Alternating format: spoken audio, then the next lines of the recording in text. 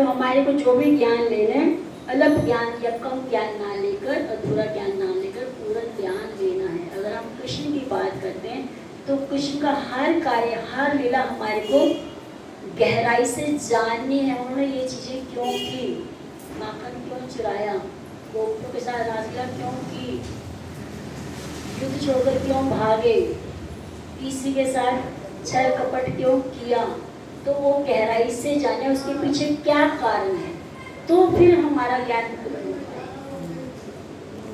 नहीं तो हमारा ज्ञान अधूरा है। तो ये बताया। और फिर यहाँ पे बॉब कहते हैं जो विज्ञान है तो क्या वो अपूर्ण है? तो कहते हैं हाँ, जो वैज्ञानिक लोग हैं उनके पास है ही क्या है? 10 विज्ञानी इकट्ठे होकर एक चीज की खोज करते हैं। जब वो खोज हो जाती है, रिसर्च हो जाती है, तो कुछ चीज की वो कर लेते हैं रिसर्च, तो 10 वैज्ञानिक लोग इकट्ठे होकर उसके ऊपर स्टैंप लगाते हैं, हाँ ये सही है। 10 साल बाद वही विज्ञानी कहते हैं नहीं वो गलत है, अब सही है। तो अपनी चीज का खुद निकाल देते हैं, आप ही सही आप ही गलत। क्योंकि पुरुष में 4 कमी है और पुरुष भी मनुष्य है, ऐसा नहीं स्त्री या पुरुष को वो बात नहीं। तो मनुष्य में 4 कमी है, तो हमेशा जो 4 कमियां हैं और रहेंगी भी, तो हमारी चीजें कैसे पूर्ण हो सकती है, हमारा ज्ञान कैसे पूर्ण हो सकता है। तो एक बार गुरुपाल को किसी ने क्वेश्चन पूछा कि आप पूर्ण है? गुरुपाल कहते नहीं, मैं पूर्ण नहीं हूँ। कहते आप पूर्ण ज्ञान कैसे दे सकते? कहते मैं पूर्ण नहीं, पर शास्त्रों में जो ज्ञान दिया गया वो पूर्ण है, इसीलिए पूर्ण ज्ञान दे पा रहा हूँ, पर मैं पूर्ण नहीं।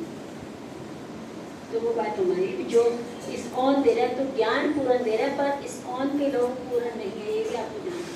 तो सोचिए वो तो महाभागवत है, सारे में या सारा कुछ पता है या पूर्ण है नहीं, सब में 4 दोष है। ये जब इतना बड़ा संत क्यों ना हो तो 4 दोष है। फिर आगे गुरुपाल बता रहे हैं वसांसी जिन्नानी यथा विहाय, तो भगवगीता का ये 22वां श्लोक है दूसरे अध्याय का। कहते जैसे हमारे वस्त्र जो है, कपड़े जो हैं, जब वो जीर्ण हो जाते हैं, यानी कि बहुत घिस जाते हैं या फट जाते हैं, तो हम नए कपड़े सिलवा लेते हैं। सिलवाते हैं कि नहीं? जब पुराने कपड़े होते तो फेंक देते, कोई कष्ट होता है? होता है कष्ट? तो इसी तरह जब हमारा ये शरीर जीर्ण हो जाता है, कितना बुरा हो जाता है, कोई काम का नहीं आता, तो भगवान हमारे को एक नया वस्त्र यानी कि नया शरीर प्रदान करते हैं। कपड़े बदलने की तरह हम भी एक शरीर बदल रहे हैं। तो इसमें कष्ट किस बात का है? पीछे वाले क्यों रोते हैं? रोना नहीं चाहिए किसी को। कमाने वाला चला गया, कमाने वाला चला गया, कमाने वाला चला अपने सुख के लिए। वैसे कोई फर्क नहीं पड़ा, कोई जा रहा जाए, आते आए। तो जैसे हम वस्त्र बदलते हैं ऐसे हम शरीर बदलते हैं। देखा जाए जन्म से लेकर अब तक हमने कितना शरीर बदला है? रोज बदले हम अपना शरीर। पर अभी क्या हम अपने घर वालों के या दुनिया के सामने हैं, इसलिए कोई फर्क नहीं पड़ा। पर जब दिखते नहीं है तो फिर उनको लगता है कष्ट। जब ये शरीर हमारा कब का नहीं रहेगा तो हमारे भगवान एक नई शक्ति के साथ नया शरीर देंगे, यानी कि नया जन्म देंगे।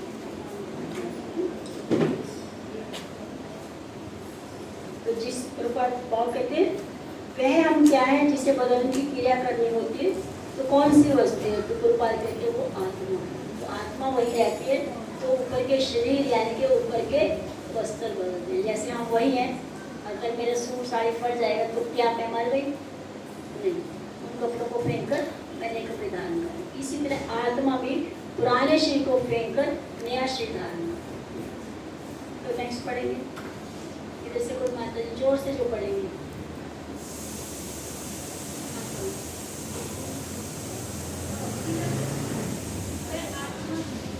आप इधर आ जाओ ना, ताकि सबको सुनाई दे रहा है।